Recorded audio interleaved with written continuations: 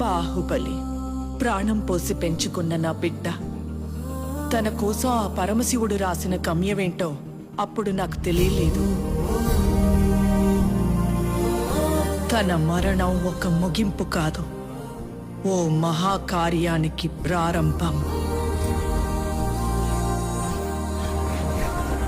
తన గమ్యం యుద్ధం, భూత వర్తమాన భవిష్యత్ కాలాలని శాసించే దేవాసుర సంగ్రామం.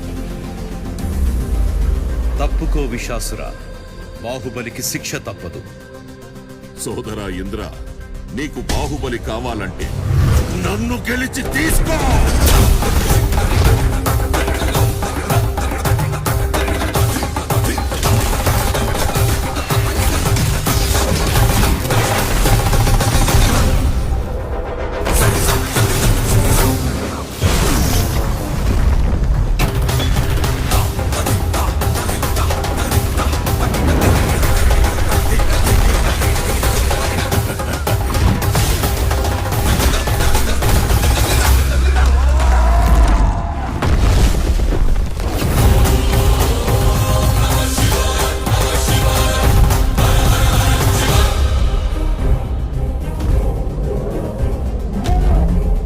బాహుబలిని ఎవరు కాపాడతారు ఇప్పుడు?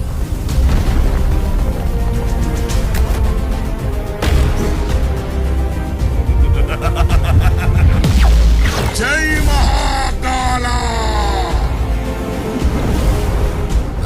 అదే ప్రశ్న ఇంద్ర, ఇప్పుడు నిన్నెవరు కాపాడతారా అని.